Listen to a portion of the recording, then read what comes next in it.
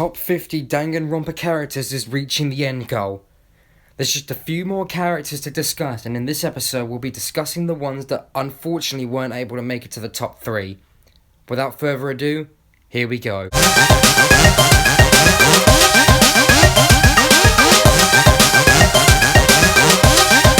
Mouki Mild, the ultimate musician, kicks off the top 10. I was kind of indifferent towards her for a while, and originally I was going to put her lower than Mikan, but I realised her appeal later on, and that's why she's in the top 10.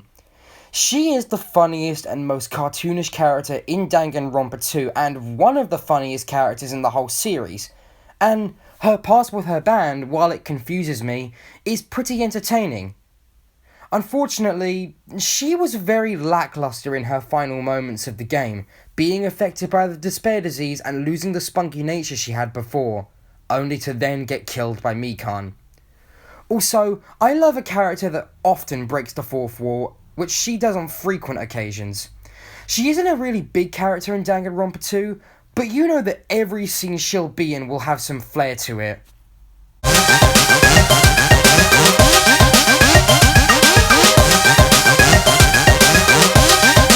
If someone was to ask me who my best girl in Danganronpa would be, my answer would probably be this character. Mahiru's death in Danganronpa 2 made me sad because she's a great character. I know you may find it odd that I put her so high and Tenko so low, since people will argue that they share the same sort of attitude towards boys, but they don't. Mahiru, unlike Tenko, doesn't hate boys. She just expects a lot from them and scolds them when they don't act mannish. This is explained in her backstory where she lived with her father and she finds herself taking care of him while her mother is abroad taking war photography. She feels the same responsibility to other boys because of this. She's also incredibly cute, in nature and mannerisms, getting easily flustered and embarrassed alongside her sudden grumpy flares. Although, despite the fact I said that Mahiru was probably my best girl, she's not the best female character in the series. I'll get to that in a minute.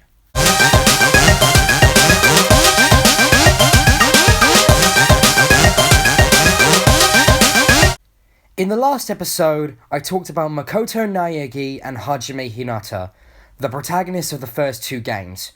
But now it's time to talk about V3. And in my opinion, if we don't count a certain someone who will show up later on this list, Shuichi Seihara is most certainly the Danganronpa franchise's best protagonist, even outside of the main series. He experiences so much character growth throughout all of V3, from Kaide's death, to his interactions with Kaito and Maki, all the way to the end of the game where he ends the killing game once and for all. Shuichi goes from a nervous wreck who believes he doesn't deserve his talent to a confident and fine young man. There isn't really a lot else I can say about him other than the fact that I find it ironic that the final protagonist shares a VA with the series' first killer. I talked about Kyoko in the last episode too, and while she did it first, Shuichi did the ultimate detective thing better. And speaking of characters who didn't do it first but did it better,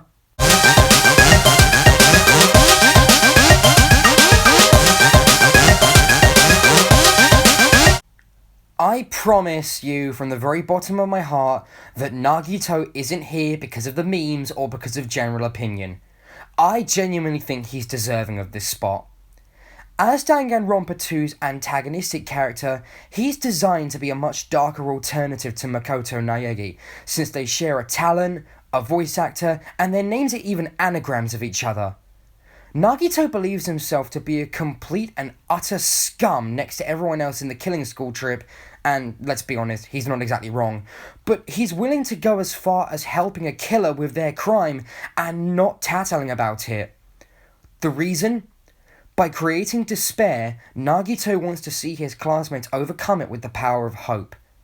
His ramblings about hope make him a bit of an enemy to the others, and if he is an antagonist, he's a massive step up from Junko. He was a game changer for the series because he's the one who introduced the idea that hope might not always be the good side.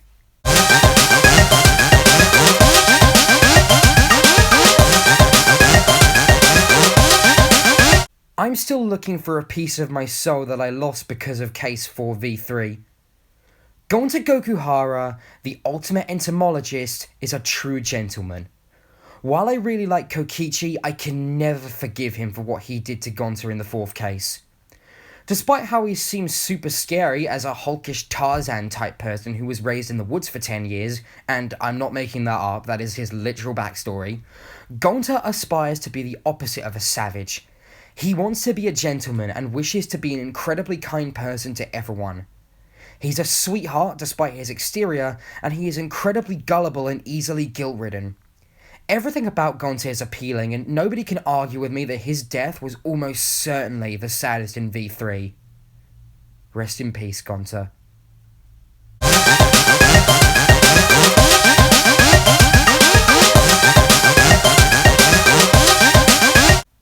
Kaito is V3's lovable idiot character, the same as Hagakure from the first game, who, if you remember, was at the very bottom of this list at number 50, and Kazuichi Soda from the second game, who just about missed out the top 10. However, one thing makes Kaito different from those two, and that is that he is awesome. Despite the fact that his contributions to the cases are less than minor, his attitude in and out of the trials makes him so appealing. After witnessing Kaide's death, Kaito was the one who convinced Shuichi to stop him giving into the despair.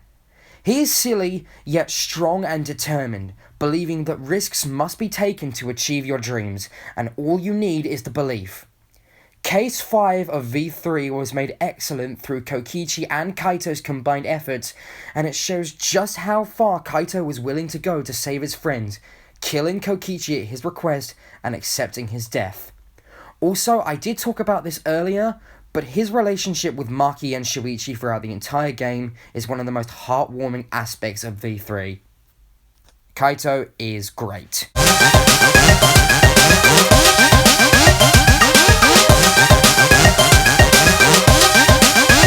Remember how when I was talking about Shuichi, I said that he was the best protagonist if we don't count a certain character? Well, that certain character I was talking about is Kaede Akamatsu. Spoilers for V3 here, some very major spoilers at that, so if you want to avoid being spoiled for the first chapter of the third game, then I highly recommend that you skip this part. But if you're not afraid of spoilers, then hear me out.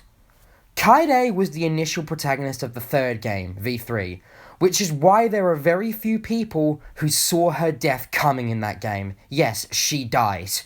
For the first chapter of the game, you play as her and see her interactions with the other characters, only to watch her get executed falsely by Monokuma for supposedly killing Rantaro, even in the end, if she didn't.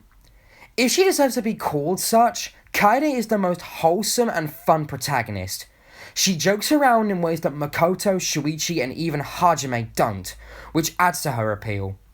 She's also the only one of the protagonists who has a proper talent, other than, not having a talent, being the ultimate detective or the ultimate lucky student. She's also quite oblivious and silly during her life, doing things like asking Kibo insensitive questions or poking Samugi's cheek without her permission, and some other stuff. Also, her relationship with Shuichi is great, and I could go on for ages about it, but I won't. Kaido's just number 4. And in the next episode, we'll be counting down the top 3, but before we get to number 1, I'm going to do one last look over the whole list. So, hopefully you're excited for when that happens. So for now, I'll see you all later. Goodbye.